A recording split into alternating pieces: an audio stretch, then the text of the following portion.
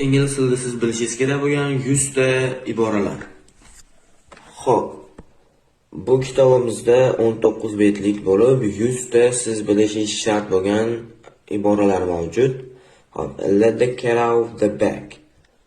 Lekin bu degani emas, iboralar degani so'zma-so'z tarjima qilganda boshqa ma'noni anglatib ketadigan, lekin o'zi asli boshqa ma'no keltiradigan so'zlarni idiomalar, ya'ni iboralar deb ataladi.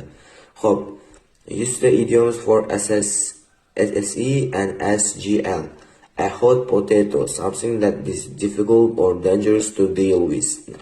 Qanaqadir narsa bilan xavfli u bilan kelishish. A hot potato, issiq kartoshka. Xo'p, shunday 100 ta idiomalar menda mavjud. Mana 100 emas, no idioms free ebook PDF. Agar shu PDFni olishni xohlasangiz, menga obuna bo'ling, shu videoga like bosib, kommentariyaga idioms so'zini yozib qoldirsangiz, men sizga bu PDFni tashlab beraman. Sog' bo'ling.